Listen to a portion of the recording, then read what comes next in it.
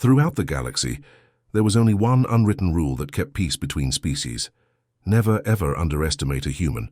But someone forgot to tell the mighty Zephyrian Confederacy about that small, yet crucial piece of information. And well, folks, you already know how these stories end, don't you? Today you're going to witness something extraordinary, how a single man transformed one of the galaxy's greatest powers into nothing more than a terror legend whispered in the darkest corners of space. This is the story of Marcus Chen, a lone explorer who became an entire civilization's nightmare. Get ready to discover why our species is feared and respected across 47 different star systems. Buckle up, because this story will show you exactly why there's nobody left to warn the next ones about what happens when you provoke humanity. What you're about to hear will forever change how you see our position in the universe. The Zephyrian Confederacy stood as one of the galaxy's most formidable powers for over 3 millennia. Their crystalline ships could fold space itself, their weapons could crack planets, and their armies had conquered 47 star systems without breaking a sweat. They were the apex predators of the cosmic food chain, or so they believed. Picture this: massive beings standing 12 feet tall, with exoskeletons that could deflect plasma fire and minds that processed information faster than quantum computers. The Zephyrians had built an empire that spanned 3 galactic arms, and they did it through one simple philosophy: superior beings rule, inferior beings serve. It was a system that had worked flawlessly for centuries.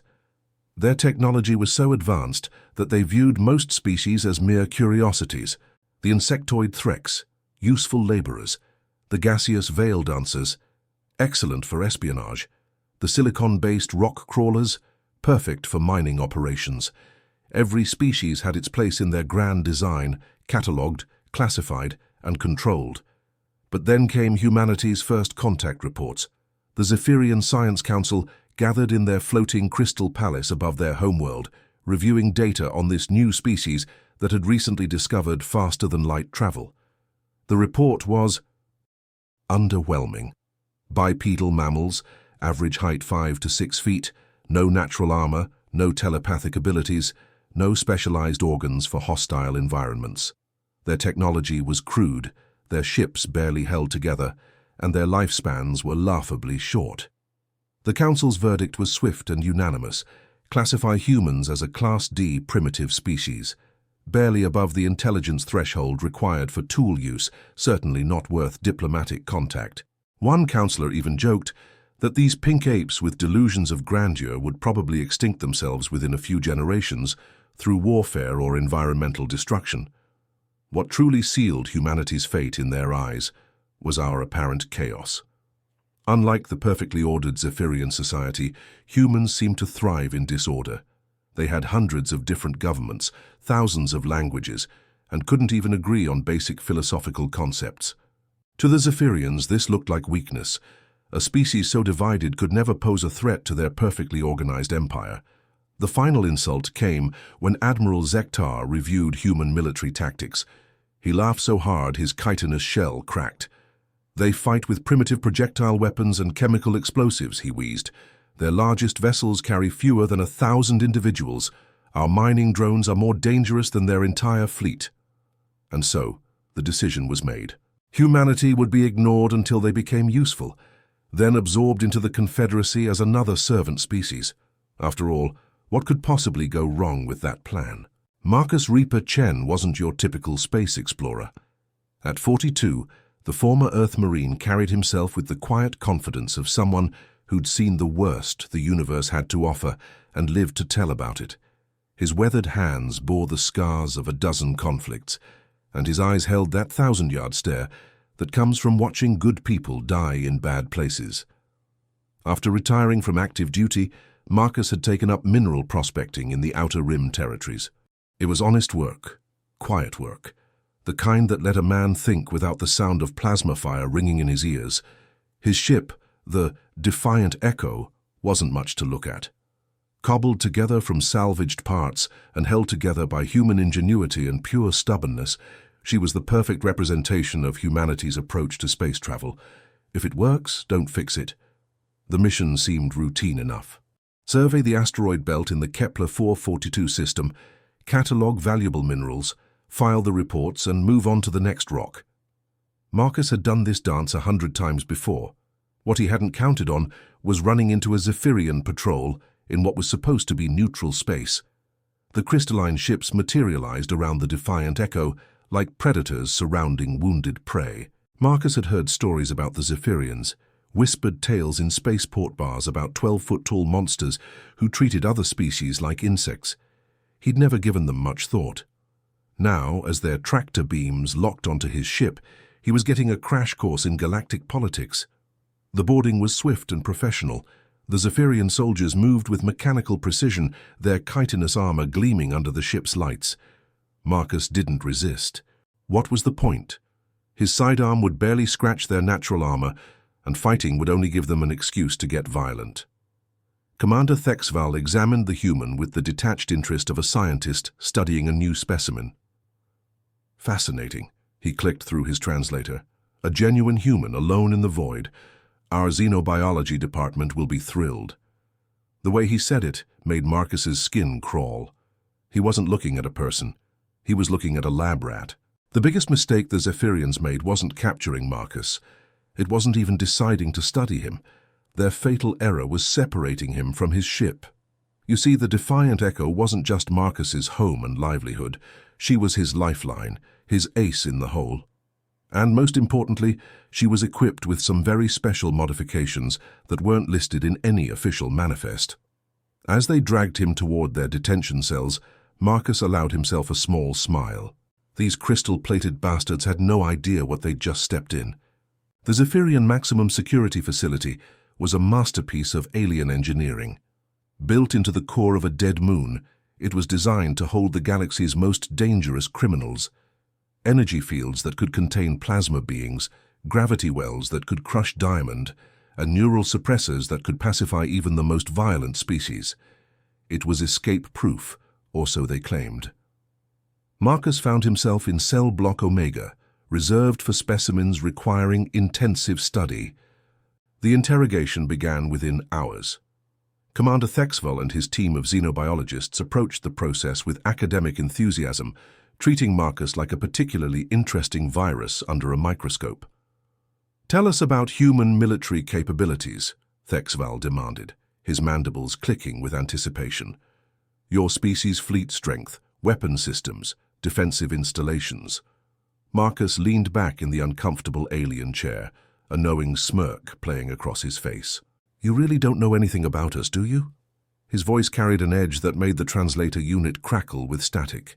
"I mean, here you are, one of the galaxy's supposed superpowers, and you're asking me elementary questions about my own species."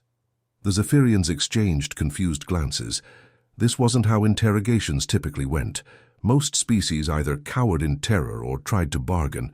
This human seemed almost amused. "Your arrogance will not protect you here," Thexval hissed. "We have technologies that can extract information directly from your primitive neural pathways." Marcus's laugh was cold and sharp. "Primitive? Oh, friend, you have no idea what you're dealing with." He stood up slowly, ignoring the energy restraints that should have kept him seated. Sparks flew from the malfunctioning bonds. "See, the thing about humans is that we're really good at two things: adapting and breaking things that aren't supposed to be broken." What happened next would be talked about in hushed whispers throughout Zephyrian space for generations. Marcus didn't just escape from an impossible prison. He turned the station's own security systems against itself, reprogrammed the detention center's AI using nothing but the diagnostic port in his cell, and systematically shut down every safety protocol in the facility. The surveillance footage showed impossible things. A single human moving through corridors that should have been flooded with lethal radiation, disabling automated defenses that had never failed before, and somehow convincing the station's own computer to open every cell door simultaneously. When the rescue ships arrived, they found the facility dark and silent. Emergency beacons screamed warnings about catastrophic system failures, but there were no bodies, no signs of violence, just empty corridors and the lingering smell of ozone from overloaded circuits. Commander Thexval's final message was found in the station's log. He was only one. Imagine what 1,000 could do. The emergency session of the Zephyrian High Command convened within hours of receiving Thexval's final transmission. The crystal spires of their capital world hummed with nervous energy as military leaders tried to process the impossible. A single human had not only escaped their most secure facility, but had somehow turned it into a ghost station without firing a shot. Admiral Kethmore, Supreme Commander of the Zephyrian fleet, slammed his armored fist against the holographic display. "This is unacceptable. One primitive mammal has made us look like fools across 17 sectors." His rage resonated through the chamber, causing the crystalline walls to vibrate ominously. "I want authorization for immediate extermination protocols." The debate was brief but heated. Some council members argued for diplomatic contact with Earth, suggesting that perhaps they had miscalculated humanity's threat level. But fear and wounded pride won the day. The vote was unanimous: complete elimination of the human species before they could spread their chaos throughout civilized space. The extermination order was transmitted across subspace networks with the highest military encryption. Every Zephyrian outpost, every patrol ship, every allied species would receive the same message. Humans were now classified as a galactic threat. Shoot on sight, no prisoners, no exceptions. What they didn't know was that Marcus Chen had never truly left their facility. Hidden in the station's upper maintenance levels, he had tapped into their communication arrays and intercepted every single transmission. As he listened to them planning the genocide of his entire species, something fundamental shifted inside the former Marine. Marcus had spent his military career following rules of engagement, respecting the laws of war, trying to minimize civilian casualties. But the Zephyrians had just declared war on every man, woman, and child on Earth. The gloves were officially off.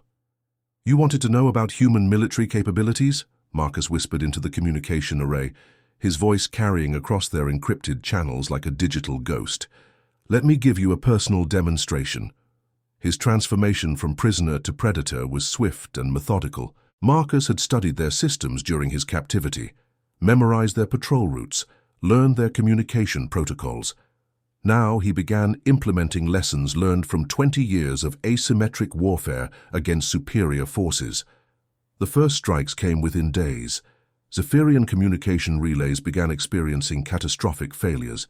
Deep space monitoring stations went dark. Supply convoys disappeared without sending distress signals. Each incident seemed random, unconnected, but a pattern was emerging for those smart enough to see it. Marcus wasn't just fighting back. He was systematically dismantling their ability to coordinate the genocide they'd planned.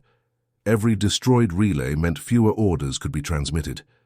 Every missing supply ship meant fewer resources for their war machine. The hunter had become the hunted, and the Zephyrians were about to learn why humans had conquered their own world's apex predators. Admiral Kethmore assembled the finest hunters in Zephyrian space, the Shadow Fleet they called them, elite squadrons trained specifically for tracking and eliminating high-value targets. Their ships were cloaked, their weapons were silent, and their success rate was perfect. No target had ever escaped them, until now. "Find this human pest," Kethmore commanded, his voice dripping with venom. "Use every sensor array, every scanning protocol, every tracking algorithm in our arsenal. One primitive cannot continue to embarrass the entire Confederacy." The Shadow Fleet dispersed across 3 sectors, their crystalline hulls shimmering with stealth fields that bent light itself. Commander Velthar led the primary hunting group, confident that superior Zephyrian technology would make short work of one desperate human in a cobbled-together ship. The first encounter came near the Proxima Drift.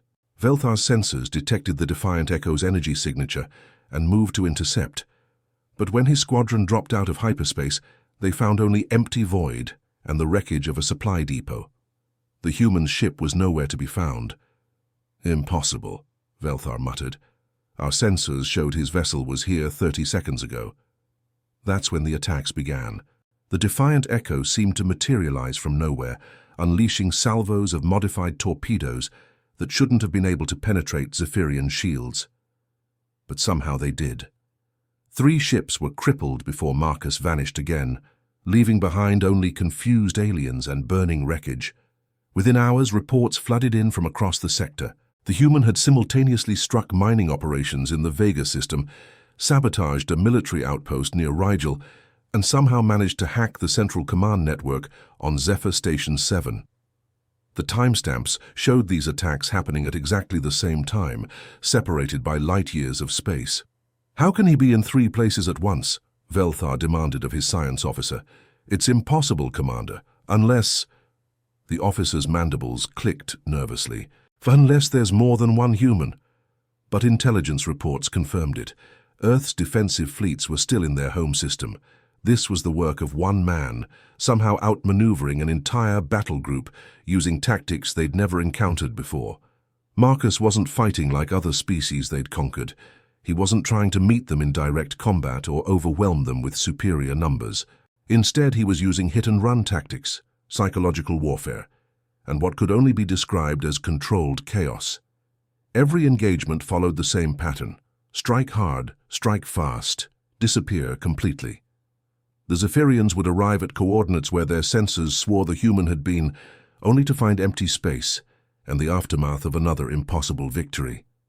Fear began to creep into the Shadow Fleet's ranks. How do you hunt a ghost? How do you corner something that seems to exist in multiple places simultaneously?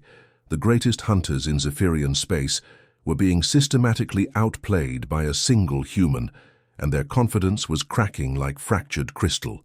The reports started trickling in from the outer colonies first. Entire research stations found abandoned. Their crews vanished without a trace. No bodies, no signs of struggle, just empty corridors and the lingering echo of terror in the air recyclers. The only clue was a simple message spray-painted on the command center walls in each location. "You should have left us alone." Security footage from Outpost Delta 7 showed something that defied explanation. The cameras captured Marcus walking through corridors that should have been flooded with lethal neurotoxin gas, past automated defense turrets that tracked him but never fired, through security doors that opened at his approach like they recognized an old friend. He moved with the casual confidence of someone taking a leisurely stroll through his own home. But it wasn't just what he did that terrified the Zephyrians. It was how he did it. Marcus didn't kill indiscriminately. He was selective, surgical, almost artistic in his approach. The station commanders were found in their sealed panic rooms, alive but catatonic, staring at data screens showing the complete breakdown of every system they'd trusted to protect them. Word spread through the Confederacy like wildfire. The human ghost, they called him. A specter that could walk through walls, turn their own technology against them, and somehow make trained soldiers simply disappear. Seasoned warriors who had conquered worlds began requesting transfers away from what was now being called the haunted sector. The psychological impact was devastating. Admiral Kethmore received daily reports of desertions, nervous breakdowns, and entire crews refusing to patrol certain regions of space. His most elite soldiers, beings who had faced plasma storms and gravity wells without flinching, were now afraid to venture into the dark between stars. Dr. Zephyr, the Confederacy's leading xenopsychologist, filed a disturbing report. "The human isn't just destroying our infrastructure. He's destroying our confidence, our certainty, our very sense of security. Every impossible escape, every system failure, every empty station adds to the legend. He's weaponizing fear itself." The breaking point came when the luxury liner Crystal Harmony was found drifting in the Andromeda cluster. 3,000 passengers and crew gone without a trace. The ship's AI played a single recording on loop. Marcus's voice, calm and conversational, explaining exactly how he'd disabled their defenses and why he'd spared the civilian passengers this time.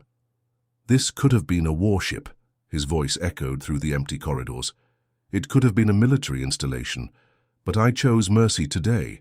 Tomorrow that choice might be harder to make. End this war before I run out of patience." The message was clear. He wasn't just capable of military strikes. He could touch anyone, anywhere, anytime he chose.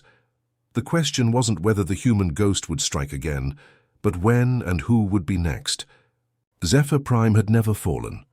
The crown jewel of the Confederacy, it was wrapped in defensive shields that could withstand supernova-level energy blasts, protected by orbital weapons platforms that could shatter moons and guarded by the finest military minds in the galaxy. If there was one place in the universe where the Zephyrian leadership could feel safe, it was here. General Theknir paced the command bunker's crystal floors, his exoskeleton clicking with nervous energy. Around him, the last remaining high command of the Confederacy huddled around tactical displays, trying to coordinate what remained of their military forces. The human ghost had systematically dismantled their empire, turning their greatest strength, their interconnected communication network, into their greatest weakness. "How many ships do we have left?" Theknir demanded. 17 battle groups still reporting, sir," came the trembling reply from Communications Officer Velsara, though 3 more went dark in the last hour. The numbers were staggering. In less than 6 months, a single human had reduced their mighty armada to scattered remnants. Not through superior firepower, but through something far more terrifying. Superior intellect applied with ruthless precision. "I don't understand it," Admiral Kethmore muttered, his once proud bearing now hunched with defeat. "How can one being do this? Our ancestors conquered 47 star systems. We've eliminated species that should have been far more dangerous than these humans." Dr. Zephyra looked up from her psychological profiles, her compound eyes dim with exhaustion. "Because we never fought a species like this. The others we conquered through superior technology and organized military might. But humans, they're chaos incarnate. They thrive on adaptation, on turning disadvantages into strengths. We've been fighting this war like it's chess, but the human is playing by entirely different rules." The fortress's alarms had been silent for hours.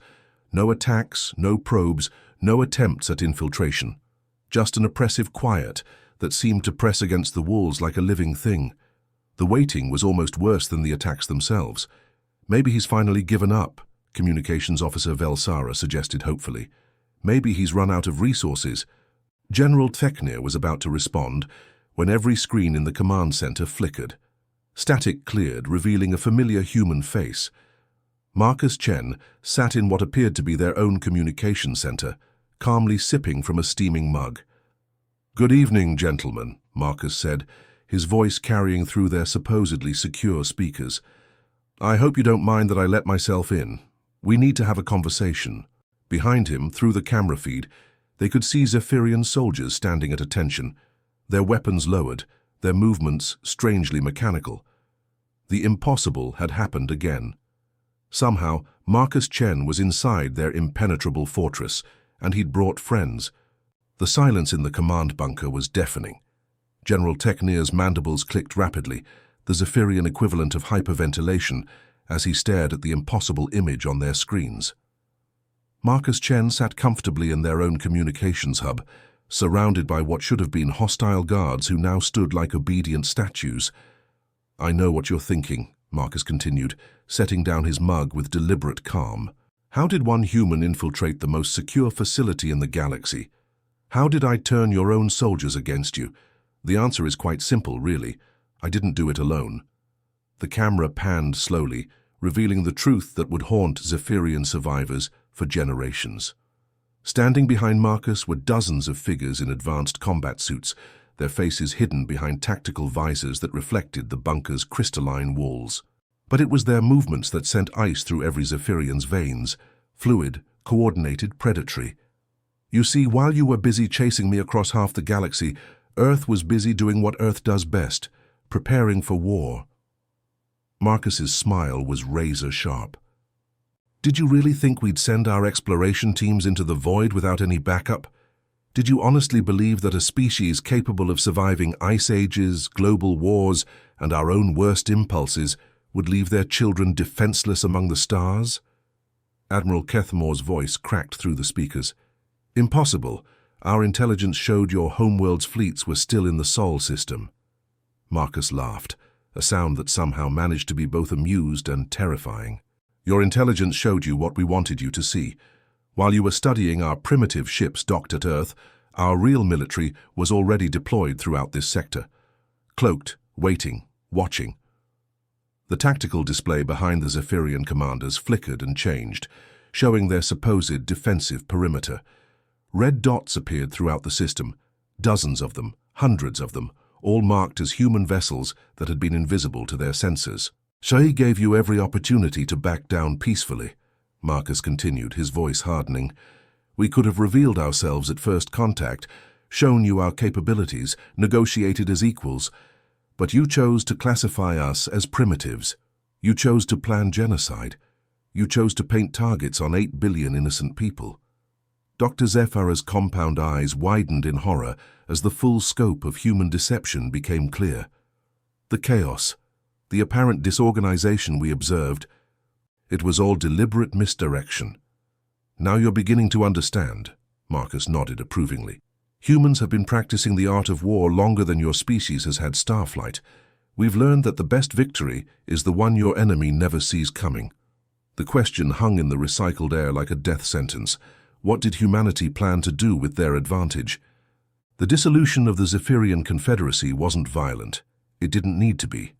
Over the course of 72 hours, every major military installation, government center, and communication hub in their empire simply stopped.